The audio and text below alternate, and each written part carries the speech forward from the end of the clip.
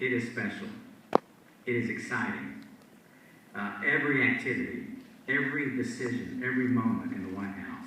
People travel from all over the world to see the White House. It's the most recognizable 18 acres in the world. It's an American symbol of hope and opportunity, like the American flag. And I've yet to meet an American who's not in awe the first time they step into the West Wing. It takes your breath away. And why is that? It's because of the decisions, the pronouncements made by the most powerful person in the world. The office of the President is a product of our Constitution. And this evening, I'd like to share some views about the presidency, leadership, and President Ronald Reagan. I never met President Reagan. By all accounts, he was a great patriot, a man who loved America, someone comfortable projecting strength and exercising power. He was a man of relatively humble beginnings who lived the American dream. President Reagan is credited with legitimizing certain conservative principles that form the foundation of conservative ideology today. You know, when the American people, when you go to the polls, you do more than elect a president. You choose the leader of the free world.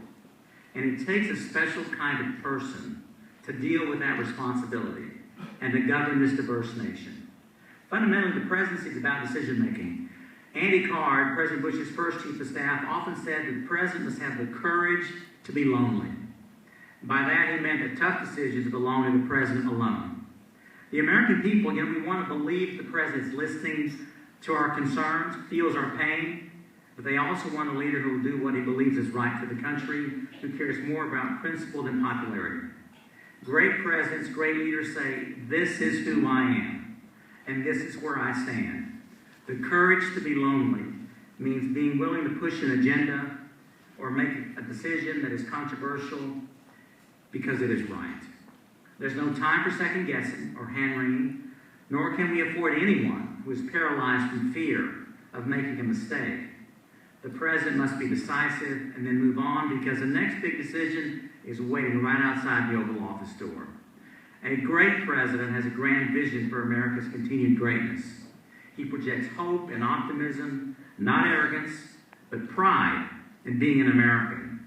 Visionary leaders say to others, "I've been to the other side of the mountain. I know it's hard, but follow me, because I'm going to take you there." I do not believe you can lead this country if you're apologetic about its people. We are a great country, and we want to believe in a leader like Ronald Reagan who believed in us. The responsibilities of the office demand a person with maturity and wisdom. Great leaders, whether they be 35 or 65, are wise. Wisdom, as we all know, is a product of experience. It comes from doing, from succeeding, from failing, from listening and observing. It comes from trial and error. No one is born with wisdom. It comes from living. I have a bias, and I'll admit that, for executive branch experience in the White House. The role of the legislator is very important in our constitutional structure, but it is an office where responsibility is distributed among many individuals. Legislators are measured by their success in building coalitions and passing legislation. They operate in a world of compromise, decision-making by committee, in most cases without deadlines. The president does not have the same luxury of time, and no legislator can know the pressures of being directly accountable to all of the American people for their safety and well-being. The presidency is not a debating society or a classroom laboratory, nor is it a place for on-the-job training. The decisions are the president's alone and have real-world consequences. And for this reason, I believe it's important to choose a president who has a proven track record of accomplishments that demonstrate an ability to govern. Our country has serious problems that require more than just platitudes. We need someone who has to make tough decisions, who's had to make tough decisions that affect directly the lives of others, someone who's had to accept the consequences of those decisions. Do not be seduced by acts of bravado and soaring rhetoric. And do not let the media anoint for you the next great American leader or rising star. We are already enduring the disappointing consequences of electing a president who can deliver a great speech, but who is incapable of leading because he has never had experience governing. You know, during periods of great crisis and challenge, Americans yearn for leadership, for a president who is strong and courageous. A great president, however, First is a moral president, a person of integrity. We do not expect our leaders to be saints, but surely it is easier for all of us to trust and have faith in someone we believe is moral and ethical. Presidents have incredible power to safeguard our freedom, liberty, and safety, and most Americans want that authority to be constrained by a strong ethical character, someone who can be trusted to exercise authority with humility, compassion, and respect for the Constitution. They want to know that that power is not going to be abused for personal or political gain. Yes, we want our presidents to do what is necessary to protect our country, but we want them to think and act within the limits of the Constitution, according to the rules. Precisely because many of the institutional battles between Congress and the president are resolved in the political and public arena, and not in the courts, it is important that the most powerful person in the world be constrained by the same rules that apply to you and to me. You know, it's the reservoir of respect inherent in the office of the presidency that provides the moral authority for the president when he discharges his obligations as commander-in-chief. Our Constitution directs the president to preserve, protect, and defend the Constitution, and implicit in this command is the obligation to protect our vital interests from domestic and foreign threats. Defining the scope of this authority is often difficult, as we saw recently in the debate over how best to respond to the use of chemical weapons in Syria. I've got some insight into a president's decision to use force. On the morning of March 19, 2003, President Bush met with his national security team to discuss Iraq. The old White House Situation Room was a small wood-paneled room in the basement of the West Wing. And I sat in my usual chair away from the conference table and just off to the president's right. And on the opposite wall from the president was a bank of video screens. The administration had been working for months with Congress, American allies, and the United Nations for an appropriate response to the refusal by Saddam Hussein to allow weapons inspectors in Iraq. General Tommy Franks and other regional military commanders were providing a status update by video teleconferencing to the president. And after each commander reported, the president asked whether the troops had what they needed, were they ready to go. No one expressed reservations. General Franks summed it up, "Forces ready, Mr. President." And the president asked for the name of the operation. He was told Operation Iraqi Freedom. And the president turned to the largest of the screens and addressed General Franks.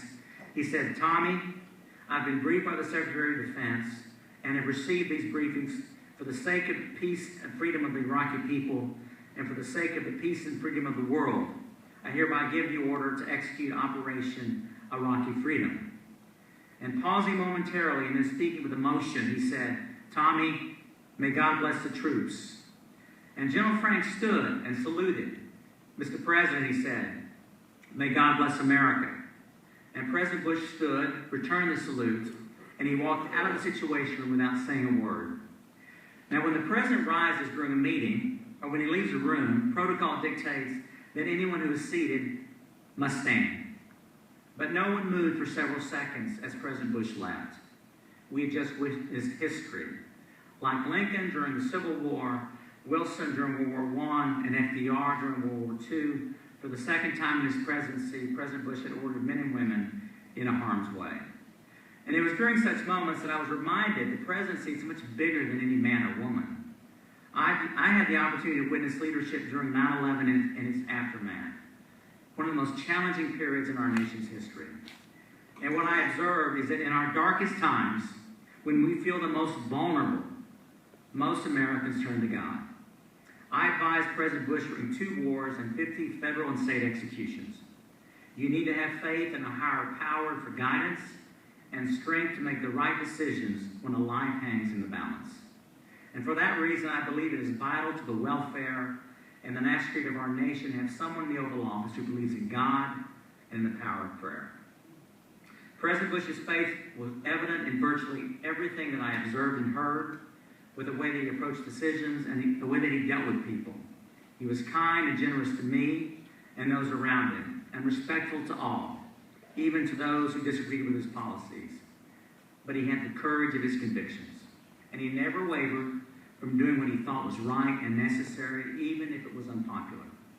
And I witnessed how he weighed carefully executive issues of war and capital punishment as well as policies involving gay marriage, abortion, immigration, and affirmative action. And I also saw in him a quiet confidence and serenity after making a big decision. You know, as powerful as the office of the presidency is, those of us who work in the White House quickly came to understand that there are some problems that even the president cannot fix. And I believe President Bush understood those limitations and was able to accept them because of his faith. You know, the average American, we think about the presidency and we see the grandeur of the White House, glamorous state dinners, rides aboard Air Force One, and weekends at Camp David. And the presidency is certainly all of these things. But it is also making decisions of such great magnitude that no mortal man should have to burden alone and being unafraid to do so because of a faith in God to do what is right. It is about consoling the parents of a dead soldier, sharing in their grief and brokenheartedness, and being strong enough to be commander-in-chief and make the decisions that place our soldiers in harm's way.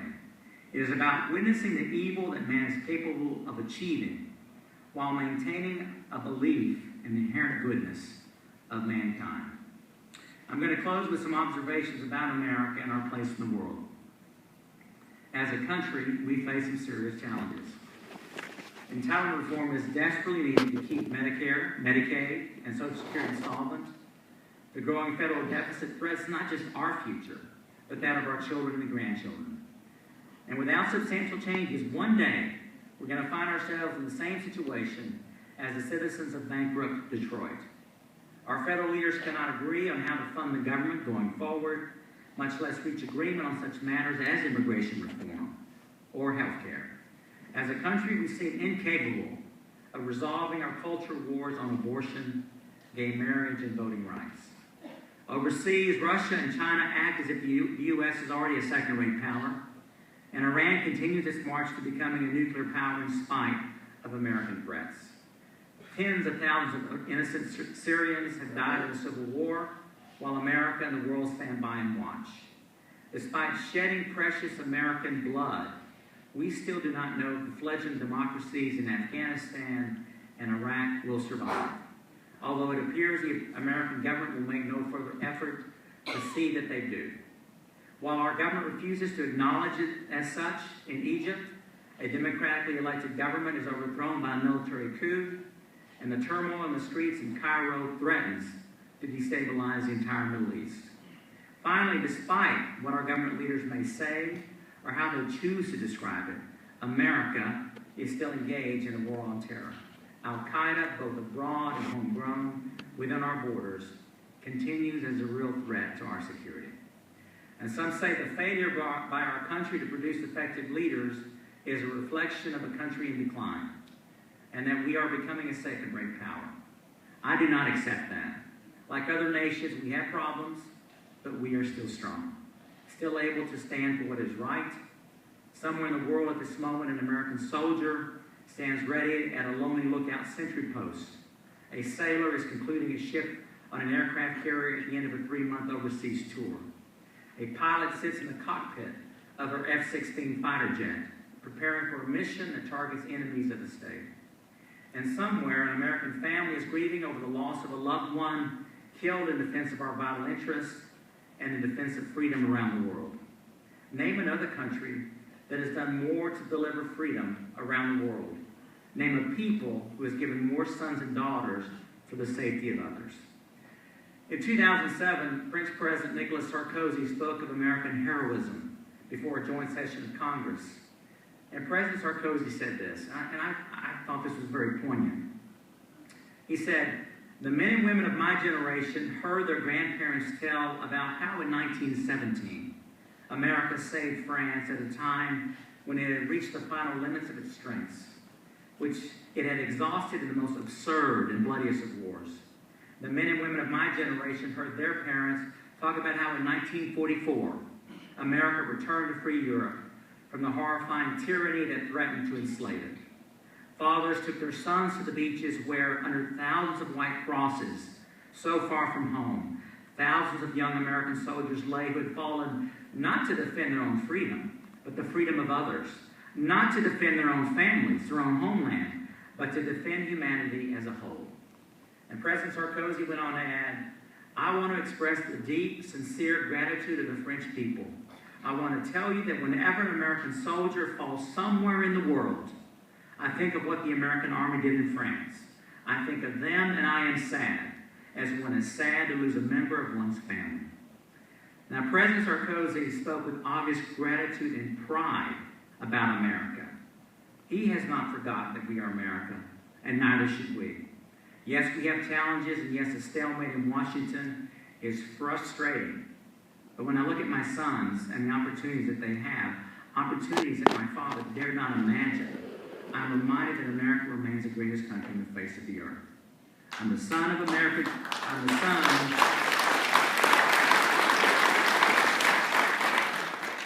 I'm the son of a Mexican carpenter and cotton picker. My dad did not go to school again in the second grade, and yet I served as the Attorney General of the United States. We live in a country where dreams still become true. For this and many other reasons, America is worth fighting for. America is worth dying for. She's worth the sacrifice. My public service was hard. It was hard on my family, hard on Becky. But would we do it again on a heartbeat? Maybe not in a heartbeat. But would we do it again if called because we love America? Now, physicist Albert Einstein once said, there are only two ways to live your life. One is as though nothing is a miracle. The other is as though everything is a miracle. I choose to live my life believing the latter. And obedient to Micah chapter 6, verse 8, it says, what does the Lord require of you? To act justly and to love mercy and to walk humbly with your God. My mother and father met working in the West Texas heat as young migrant workers. My father and uncles built a small 2-bedroom house that I grew up in with 7 brothers and sisters. We had no hot running water the entire time I lived at home, no telephone until I was a junior in high school. And as a young boy, there was a daily ritual in my family. I always wanted to have breakfast with my dad. And my mom would wake me up, and we'd have breakfast, the same thing every morning, eggs with tortillas. And every morning as we had breakfast, my mom would be making lunch for my dad, the same thing, beans and tortillas. And she'd place it in this brown paper lunch bag, and he'd walk outside and run outside and wave goodbye to him, and he'd catch a ride at a construction site. We couldn't afford a car. This was our daily ritual. Several years ago, when I was still working in the White House, my mother came to visit me in Washington. My dad died during my last year in law school. But I took my mom, we toured the monuments, and we visited the museums like all the other tourists. But I also took her to the Oval Office to see the president. I wanted to do this for her, to show her what I had accomplished because of her sacrifices and because of the sacrifices of my father, this little woman about 4 foot nothing. I wanted to show her this. And at dawn on the last day of her visit, she was up to make breakfast for me just like she had done every morning for my father. But you know, I wasn't wearing a hard hat and work boots. I had my suit on, and I was reporting to the White House to advise the most powerful person in the world. Now think of the wonder that she must have felt. She never dreamed of this miracle that I would take her from the cotton fields to the Oval Office. That is the American story.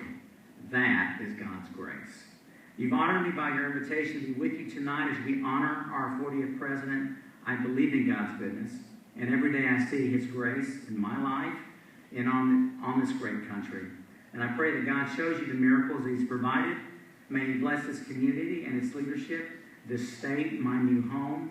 And may he continue to bless the greatest country on the face of the earth. And we should all be so thankful to be Americans. Thank you so much for having me.